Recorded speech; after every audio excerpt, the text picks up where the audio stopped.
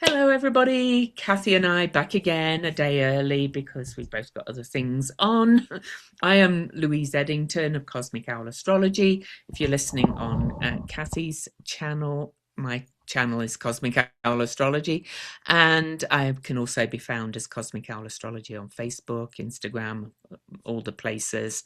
And I'm on Substack. I have two membership portals. You can find them on my website, louiseeddington.com, with what they contain. One's kind of a light touch, and the other one is kind of a more deeper mentoring kind of space. But I also am doing a live stream today, 3 p.m. Mountain, 5 p.m. Eastern, with Dabney Lawless of Lawless Astrology and Celeste Brooks of Celeste Brooks Astrology, I guess that's It's Astrology by Celeste. Astrology by Celeste. There we go. And we both all will be laughing our socks off, no doubt, even though things are quite serious in the world. But, we're all fun people. So, and we'll kind of be summing up this year and looking ahead a bit to next year, not doing a formal forecast because it's party time. I'm also doing a free webinar for Kepler College on Saturday morning at about the time of my solar return. And right after that, we're driving down to Sedona, Arizona, so I can spend my birthday on the 14th amongst the red rocks of Sedona, which is a beautiful, beautiful place. Have you ever been? No, actually, I haven't. Oh my goodness, it's amazing. Mm-mm-mm. Anyway, Kathy. I'm Kathy Beal. My website is empowermentunlimited.net. My YouTube channel is Professional Aquarian. That's where all the political stuff is. It's not on my website.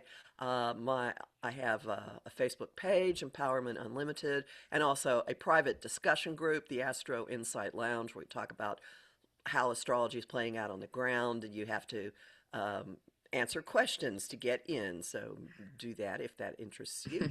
And if you don't answer the questions, you will not be approved. Uh, I have a Patreon, patreon.com/Kathy Beal, where I have daily snippy forecasts and all the way up to monthly transit reports. I have a couple of events, actually three, I want to alert everybody to, or three solstice related items. One of them is ongoing. At my Patreon, there is a discussion of the solstice chart that you can purchase as a standalone for a really nominal fee instead of joining the Patreon. Secondly, there's still time to sign up for the free Solstice Gateway Summit that I'm taking part in with Jill M. Jackson, and that's from the 14th to 22nd. You'll get two half-hour videos at your disposal daily with different types of people talking about what 2026 brings, and I give some short tips about what's going on astrologically. And finally, Psychic Annette Dion and I are hosting a solstice celebration online on Monday the 22nd at 7 p.m. And there is a fee for that. And the link for all of this are on the top page of my website and also in my description box below. Cool. End of And commercial. Kathy's feeling planetary today, so she has her, I'm and I'm planetary. I'm and wearing I'm the feeling very panties. Sagittarius, which is apt. And I'm going to a Taylor Swift dance party tonight because she and I share the same degree sun, 21 degrees Sag. So seems like a perfect way to celebrate my birthday. Anyway, well, what a time we're in. Oh my goodness. So I'm not going to go through the aspects day by day. We both do that individually on our channels. And 3 weeks ago now, we went into great detail about this period. But I just want to go back to the full moon, the Gemini full moon. We're going to look at this chart with another chart. But this full moon at 13 Gemini Sagittarius was exactly square the moon's nodes. And that means it's halfway between the last eclipses and the coming eclipses in the spring of 2026. And some people call it the moon wobble, some people call it the bendings, but it's always a turning point and it's in mutable signs. So this is a major mutable turning point. It's chaotic. It's hard to manage. You don't know which way to turn sometimes, which way to believe. But you will see that this full moon was very impactful, particularly for the United States, as we will look at. Anything just overall you want to say about that full moon? Uh, Two things. One, Mm, it's not written in stone, but it may take a while mm, to figure out where this is going to mm, land because there's a real push pull between the way things have been, the mhm, South Node, and that Virgo having a lot to do with boundaries and separating and discrimination and finding fault, and mm, the North Node, which is where we're heading in Pisces, which really is how we are all in this together. So, contrary to mm, what you're seeing in the news at this moment, mhm, that's where we're heading. And the second thing, I mentioned this last time, I haven't fully figured out what this means, but this lineup, this Grand Cross, is echoing something that was in the sky in June of 2016 when Brexit happened and the UK broke off from the European Union, and mhm, when there was a mysterious meeting in Trump Tower that involved Russians in some way. There are mm, various things that might have happened. No one's been really quite sure. So there's an echo of that time period. You may look back in your own life about what mhm. was going on then. So that may be coming back in ways that you hadn't quite figured out. And we've often mentioned multiple times as well that there's a lot harking back to March Right. of this year. Particularly this area of the chart where Venus and Mercury were both retrograde, and we had the first lot of eclipses in Virgo and Pisces in 2025. So, things are coming back to that. One other thing I will mention, and we'll look at that in Kathy's news roundup, but Gemini means alliances and Sagittarius is foreign lands, as well as many other things. But we'll talk about that when we look at Kathy's news. But since that point, I'm just going to go on to the full moon chart rise rather than, sorry, the new moon, rather than go through day by day. But by the new moon on the 19th, which is huge because it's on the galactic center, we've got so much in Sagittarius on that day. Neptune has stationed direct, it's stationed direct on the 10th, and Mars is moving into Capricorn, which Mars is said to be exalted in Capricorn. I don't use those terms really, but Mars is really determined in Capricorn, can be determined to being overly pushy, but I think both of us have felt that this, because Mars is going to be the first planet to move into the sign of Capricorn after this new moon. The moon will, then the sun will, then gradually all these other planets will move into Capricorn. Capricorn's, about taking action. It's like time to do something and being very determined to do so. So yeah, and it's also these are all ending cycles too, because these are all moving towards that north node that Kathy talked about. Right. Something that's worth pointing out is another facet of this degree near the very end of Capricorn. I mean, it's fascinating. New moons start a process or refresh a process, and yet this is happening very, very late in the sign. So there's a larger than life, really enhanced experience of it. And this is the third of six consecutive new moons at this degree, and they form a really fascinating progression, starting with the Libra new moon that was at 28 Libra in October, which uh, set a new way of how we're dealing with each other, a new concept of, I don't know, social justice, new arrangements, new agreements. or a new phase in them, and then the Scorpio new moon in November at 28 Scorpio. That has a lot to do with resources and crimes and secrets and desire. So Mhm. Libra is the niceties of relationships. Scorpio is the messiness of relationships, the down Mhm. and dirty parts of it. And now we are refreshing our life outlook, refreshing the way we view reality. And that is going to unfold into the January Capricorn new moon, Mhm. also at 28.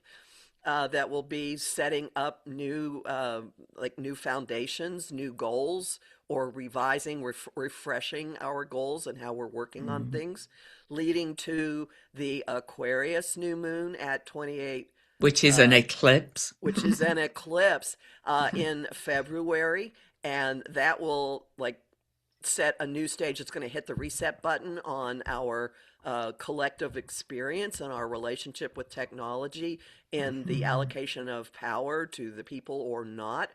And Mhm. then the Pisces new moon in March at 28 Pisces drives home how interconnected we all are. So there's this sequence going on, and we are Mhm. at the point now of tinkering with updating the way we view reality, and it's in an exact adjustment aspect. Louise has got the pointer up there to Uranus in Taurus, which is changes, disruption, instability in resources and money, among other Mhm. things.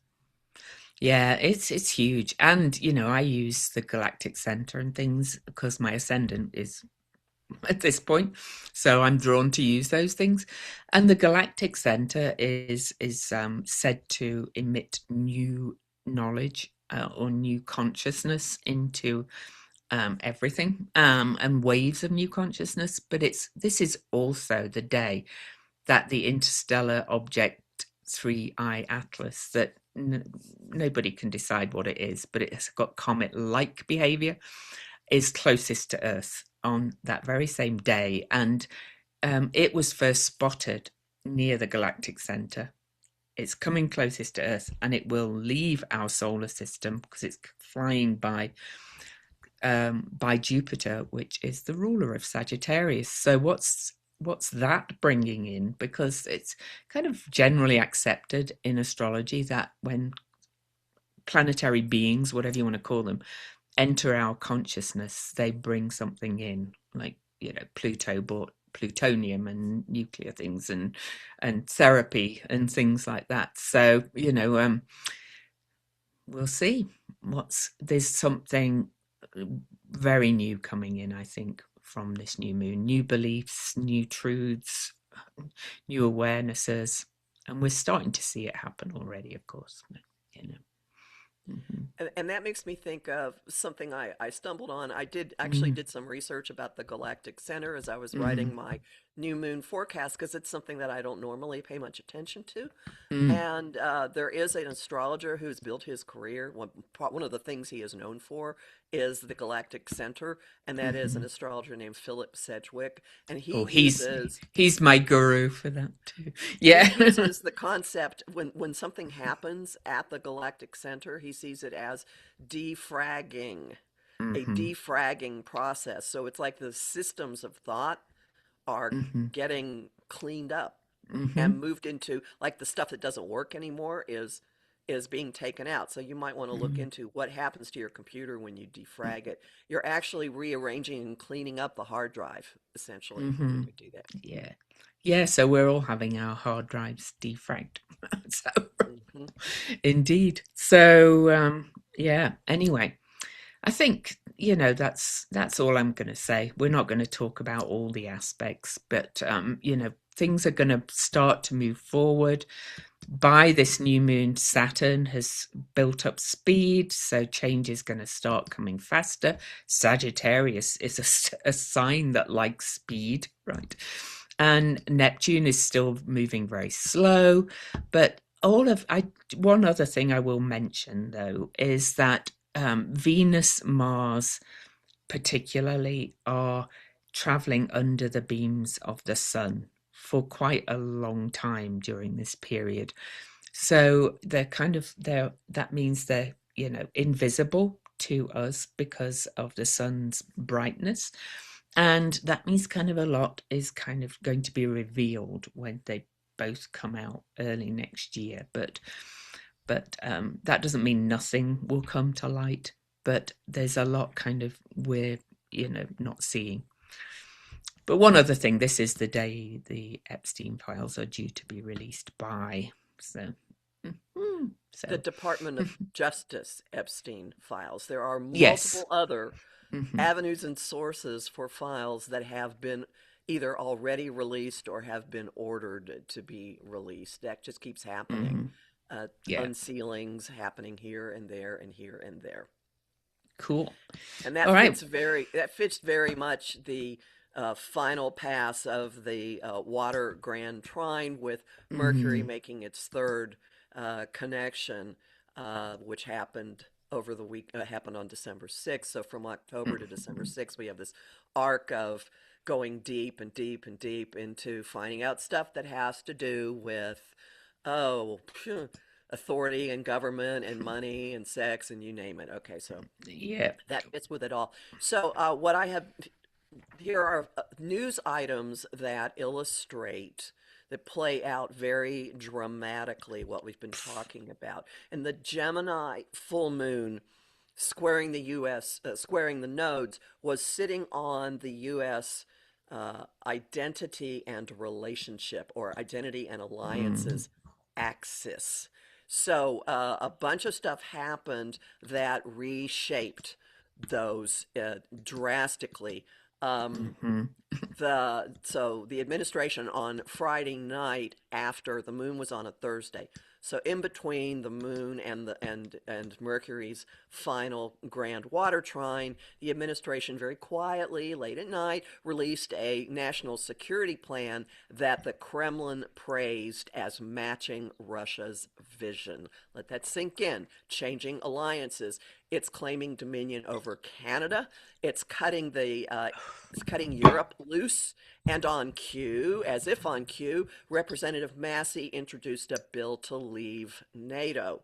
Massey is, interestingly, one of the people who fought for release of the Epstein files. So it begs the question of what phone calls were made that led to this. A Danish spy agency has now said it sees the U.S. as a possible security concern. So shifting alliances, shifting Mm. allegiances, um, in that regard. And remember what I said about Brexit. Musk has called for the dissolution of the EU after it fined X.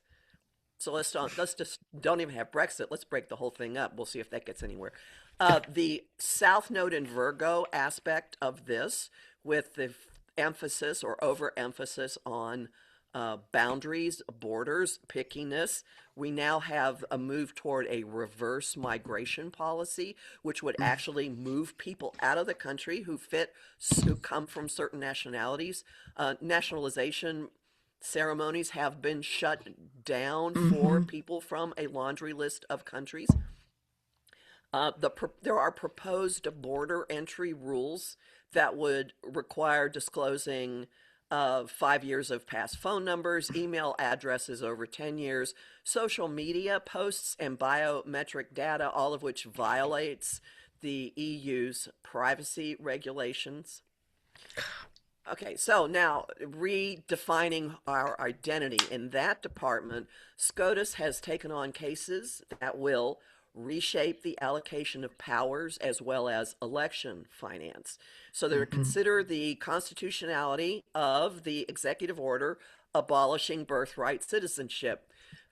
This is not supposed to be argued until the spring, and the decision is supposed to come out like in June, which could be when it could be during Gemini season, or they might wait it till the very end of the term because it's going to be big. Because mark my words, they're going to do some kind of tap dance to Hmm. rewrite the Constitution to give Trump the power to do this.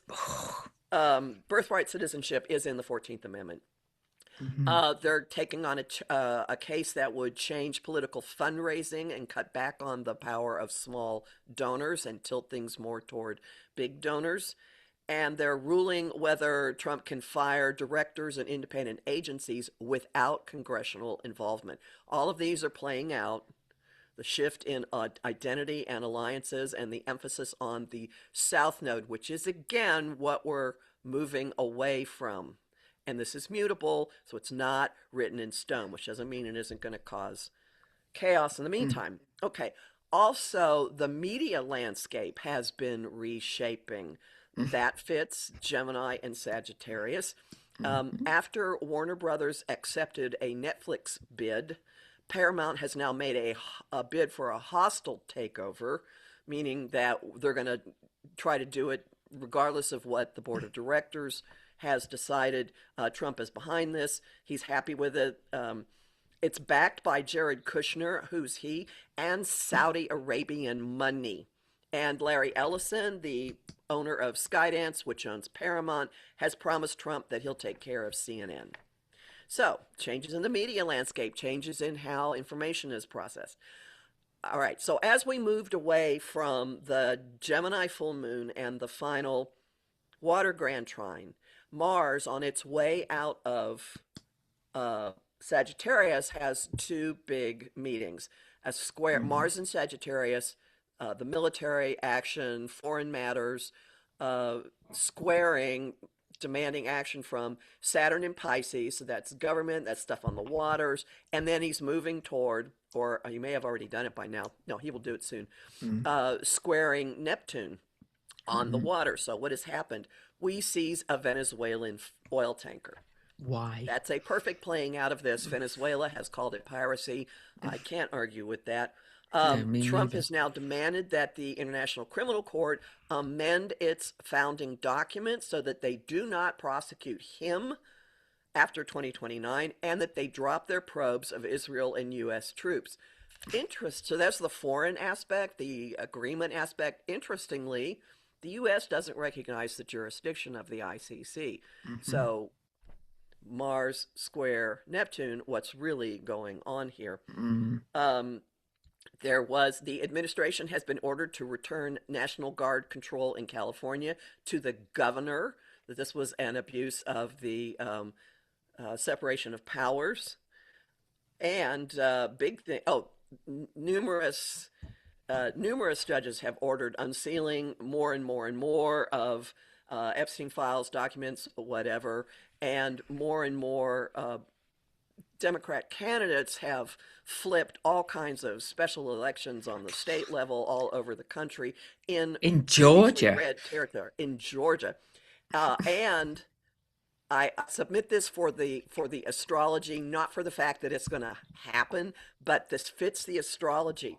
On one day, articles of impeachment were filed against three people: against RFK Jr. for abusing his office and putting Americans' lives at risk, against Hegseth for murder, conspiracy to murder, and improper use of classified documents. That's from March. That's from Signalgate. And against Trump for abuse of power and incitement of violence and death threats against lawmakers and federal Hmm. judges. So, Hmm. again, Well, well, the importance is not whether it's he's now saying that anybody that criticizes his health or talks about his health is treasonous or seditious. So he's just like, hmm. Mars square Neptune. We may see even more lunacy out of him Oh, I as think so. before Mars moves into Capricorn. Especially because, in some way, because he has a 29-degree ascendant Leo, all these aspects to Neptune at 29 degrees are aspecting that in one way or another. Hmm. So, lunacy. Yeah. Lunacy, cosmic fog machine, dementia. Anyway, let's share the US chart. Okay. And look at that. I think we're just going to look at that today because I Yeah. know, that's kind of most people are concerned about that. We've looked at all the other players, but Kathy mentioned that this full moon was, on the angles, on the ascendant, descendant of the US chart, I think this shows that this Sibley chart is accurate. Multiple times I've noticed when things are on the angles, something happens, because a lot of astrologers argue about whether this is the right chart to use. So, as Kathy mentioned, like almost bang on cue, it became obvious that our alliances are shifting, foreign alliances. The seventh house is others. And so this is our identity, but this is also revealing the truth in the third and the ninth square to the nodes.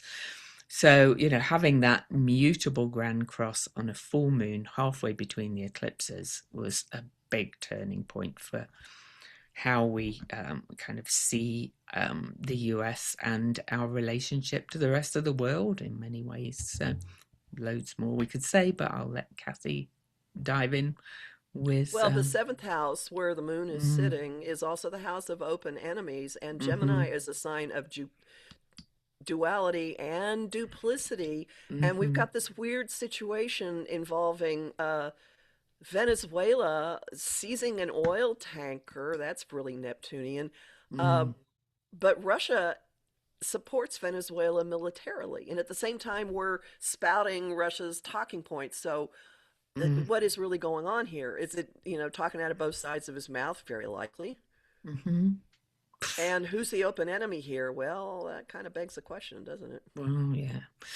Anyway, also, at 13 degrees, the moon was making a trine unbroken flow aspect to the US Saturn in the 12th house in the sign of Libra, which is also about relationships. And, Saturn is the laws and the rules and the man made laws and rules more.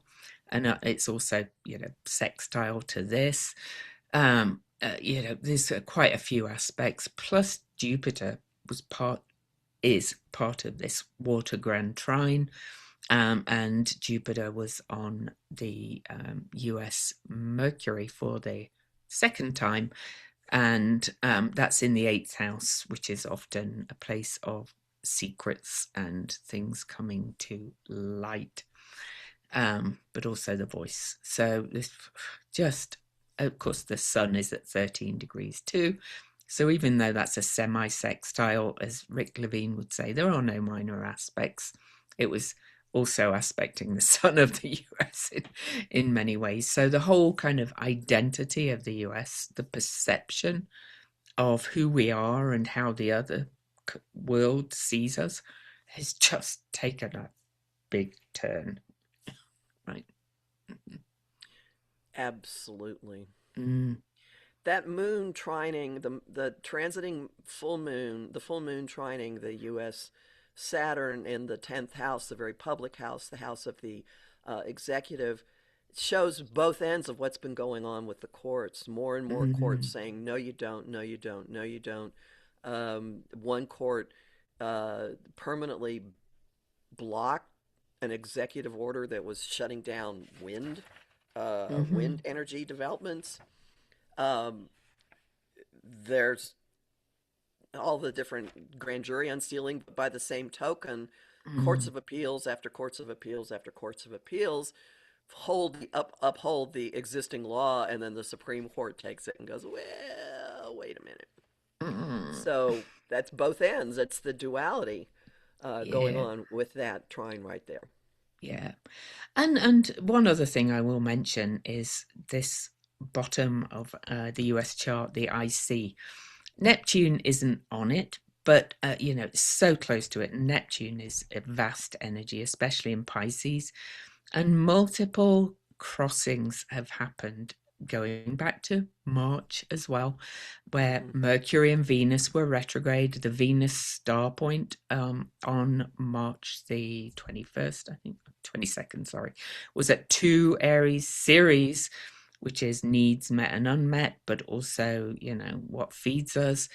Station direct at 2 Aries. I know it's not exactly on it, but all of this keeps crossing over this. And Saturn and Neptune will meet at 0 Aries. And this is the real basis of the security of safety and of everything in the US chart, and it's our identity, and it's just like, this is not the country I thought it was when we moved here, let's put it that way, or that you all grew up with when you were living here.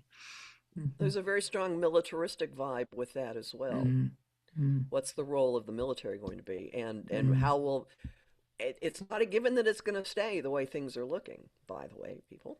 Do Nope. not freak. No, it's definitely not. And we've mentioned it before, and even before this administration came in, I've long said that the US is really going to go through something, and that we'll either totally rewrite the Constitution, or there'll be multiple amendments coming from it, because everything is, you know, it's just all kind of torn apart what we thought were things that were set in stone, right? So, yeah. So remind me again, we're looking there. You've got your Mm, cursor near mm. Eris in the U.S. first house, which is the Oh, yeah. willingness to shake things up. What Mm. is Oh, the centaur that's on top of Eris? that's Pholus. That's the one who's cause and effect, kind of like doing an inventory of past actions. The phrase for Pholus, Pholus, for those that want to look it up, is take the lid off. It's kind of Eris is the table shaker. So again, and Capricorn is about the structures and the architecture, if you like, of the identity of the US, the man-made rules, the Constitution, all those things, the courts, the everything.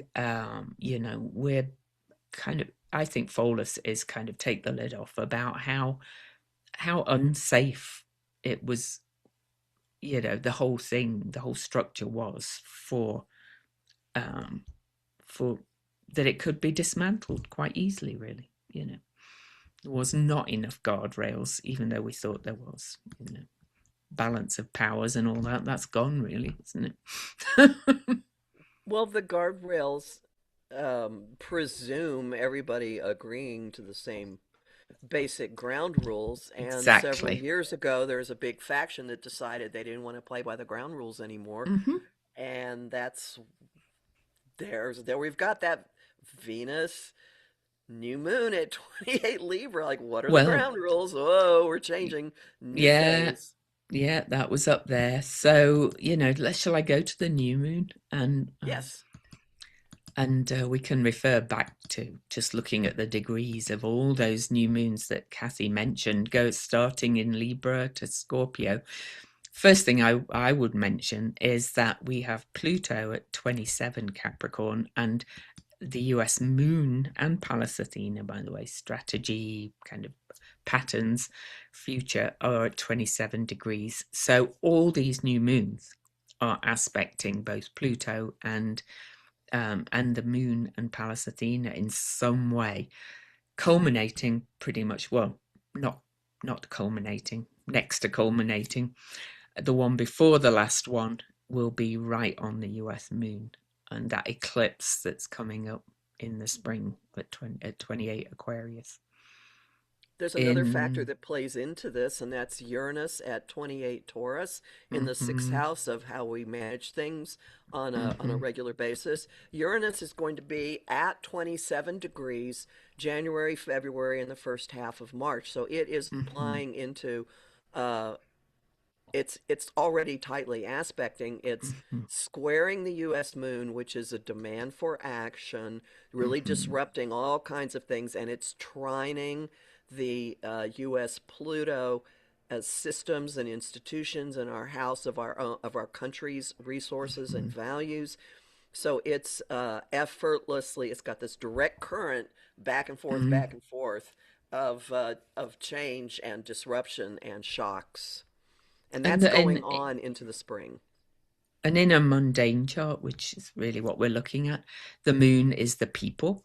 And Hmm. in Aquarius, Aquarius is a jewel sign in many ways. It's generally thought of as the sign of the people, and the moon is the people, but it can also be a very authoritarian sign. So we're kind of seeing, that duality of the battle between, the people and the power grabbers, I can put that eclipse up if you like. That's I know it's February, but just to kind of show people the progression and how Okay. this will be stationed at that degree that so it makes it even more potent that Uranus will be um, sat at the degree where it stations direct here.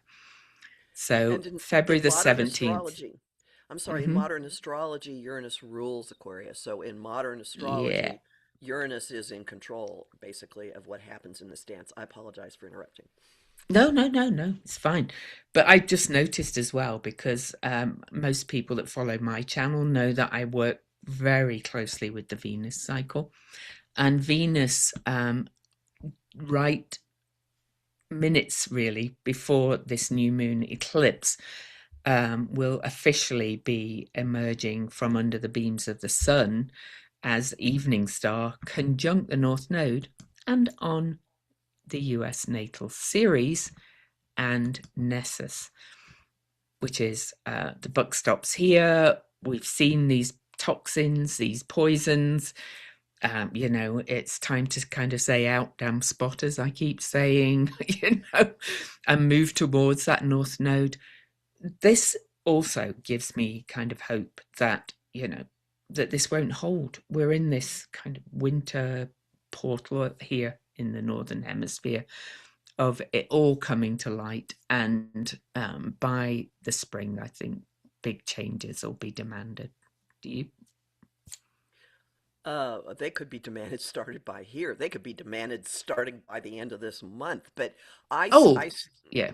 Yeah, But I even, see. but it Oh yeah, start agree. happening probably. You're Yeah. right, right, right, right. Hmm. I see that Venus North Node conjunction on the U.S. series Hmm. as uh like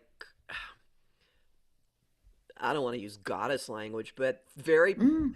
powerful women with huge empathetic hearts. This is like the matriarch are saying, we're not doing this to our Hmm. people. We aren't doing this to our children. We aren't doing this to our families. Here is the way.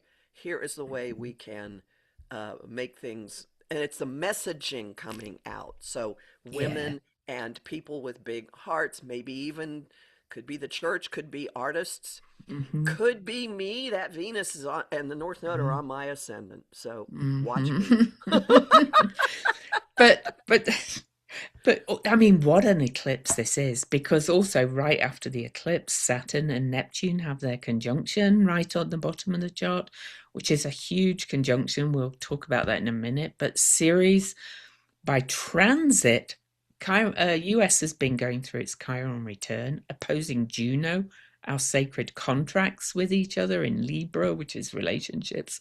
Ceres will be sitting on that Chiron and opposing Juno on this eclipse as well, saying, we have to kind of take control. This is initiating sign Aries, it's taking action and saying we have to change this and make sure that we take care of each other, that all our needs are met. There's multiple things you could say about all of this. So, It would be mm-hmm. consistent with this for farmers to Mm-hmm. be a drive to be speaking up and being a driving force in hey, wait a Mm-hmm. minute, we're being devastated, we feed you, what's happening Mm-hmm. here, Also, food prices too. You know, right? yeah, because of various reasons, because of farmers, because of tariffs, all those kind of things. Yeah, that our like physical needs are not met in our home prices. Fourth house are unaffordable. Nobody can afford to buy a house anymore. Well, not nobody, but you know what I mean. And so there's so much going on. So I know we're looking quite far ahead, but I love to kind of give people a little bit of hope that this is a huge start of a new cycle. I think Saturn and Neptune meet every 36.4 years, I think is about the exact meeting. But this is a world point. This is a big point of creation. It's a big turning point, degree zero Aries. And this the two have not met at this degree since 4,300 and something BCE. So it's a big shift. So Well, Hmm. and two things about that.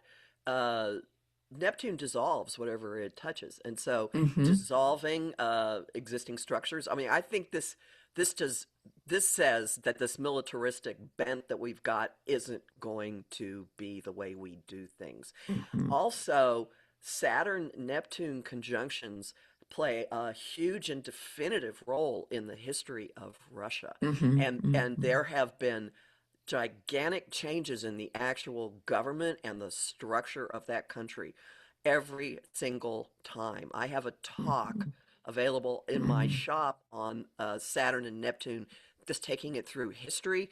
I mean, this is Magna Hmm. Carta. This is the nobles coming to King John and saying you're going to hand power Hmm. over. This is historically moving towards something progressive and breaking power up in Russia. So if Hmm. that is a driving force in the open enemies or the alliances, I don't see them lasting with this No, event coming up very soon. no, I don't either. No.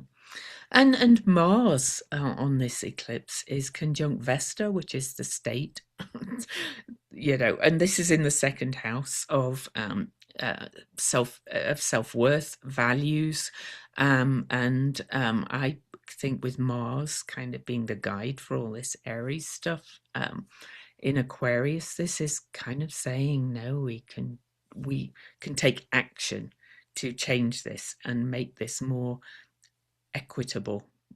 And I think this is global, this is, really kind of the potential for kind of taking down pretty much all the oligarchs, I would say, really, and or autocrats or whatever you want to call them.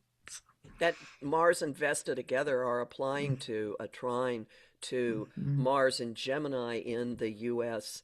Mm-hmm. Seventh house of allies and open enemies. So Mm-hmm. you're going to be going after talking out of both sides of your mouth. I mean, there's going to be a lot of action that will happen as a result of this. And I pretty much not long afterwards, I think Jupiter stations direct because it's at its station direct degree Hmm. close You're to the right. sun of the USA. So, just keep holding the faith, doing what you can, to be the change you want to see in the world. Look, taking care of yourself. But I think, what is emerging from this period is pretty huge.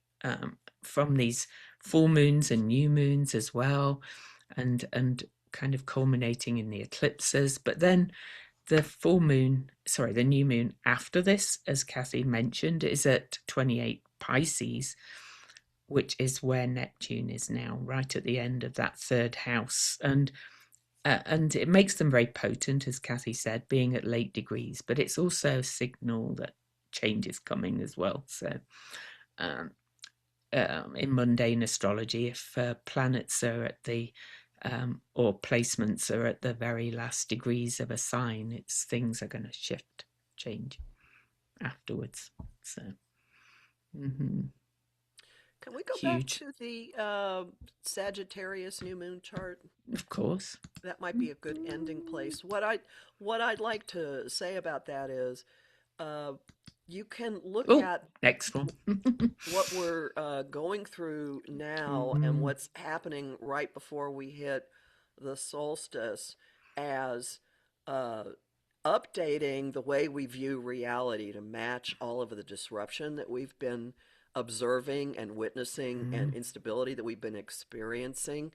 And we're now factoring that into our worldview. But I don't believe that means that we have to collapse in a fetal position on the ground and suck our thumbs at all. I think this is a call to expand your notion of what's possible. Remember that there is some truth. I mean, you can't completely create your reality, but the no. way you experience it is affected by the lens that you view it Mhm, through. So we're being invited here to sharpen our lens and also to make it to like demand more optimism, mhm, demand bigger and better out of mhm, reality. And it's kind of like, I don't know if anyone has ever seen the old movie Pollyanna.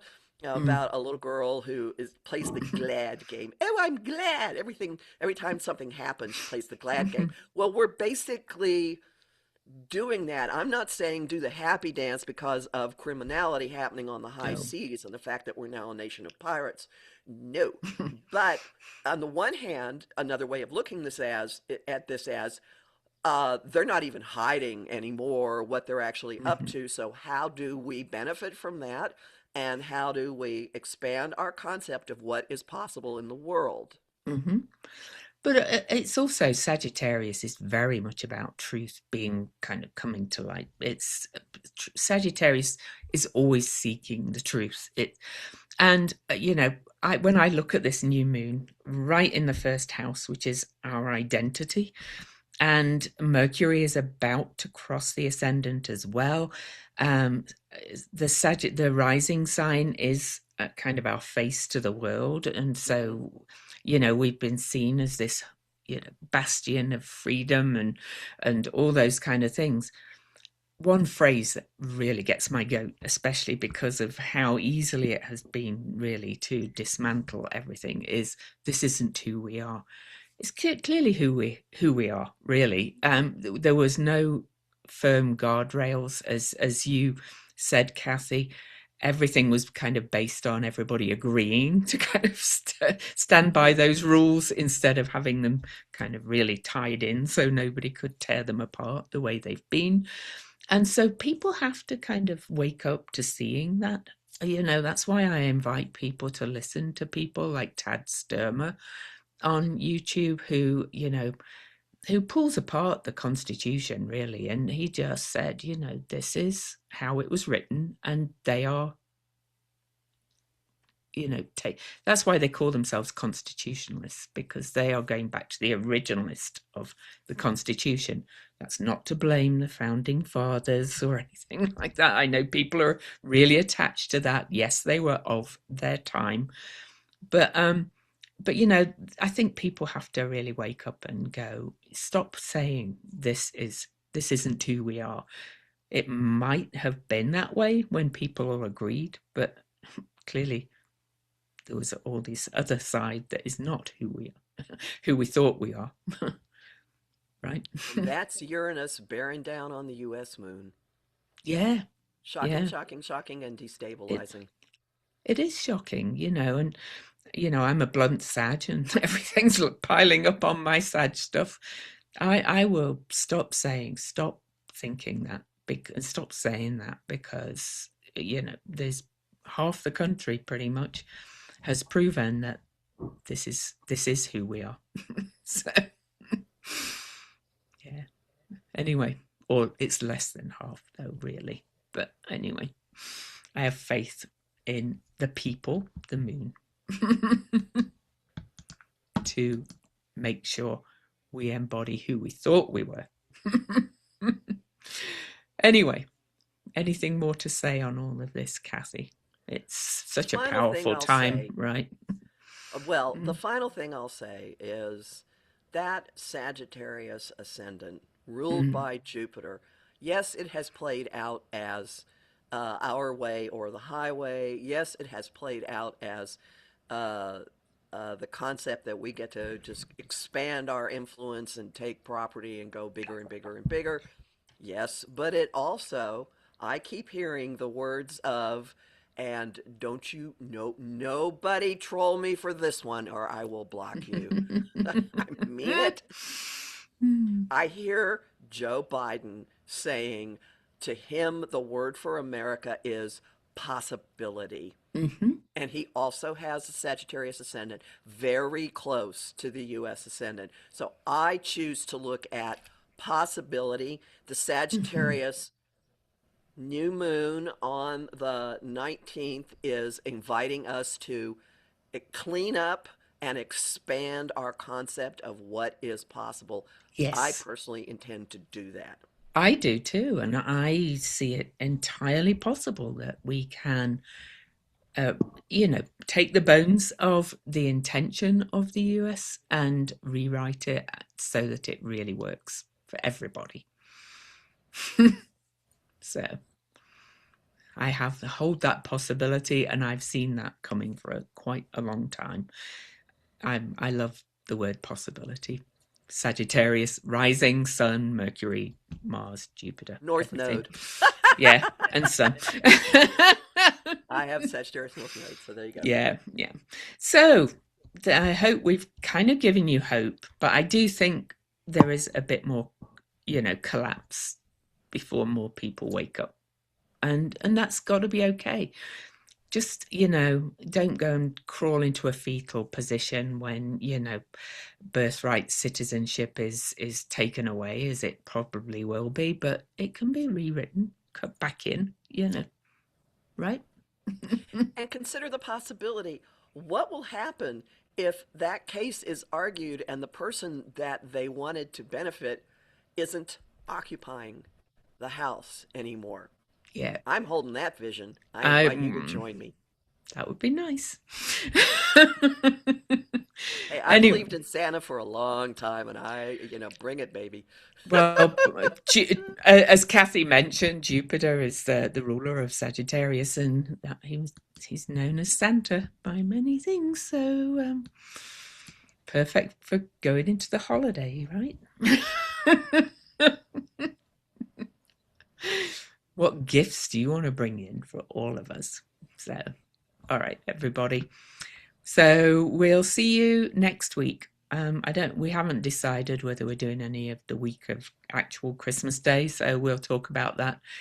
I'm around, but we'll see how busy we are as well. So until then, peace out.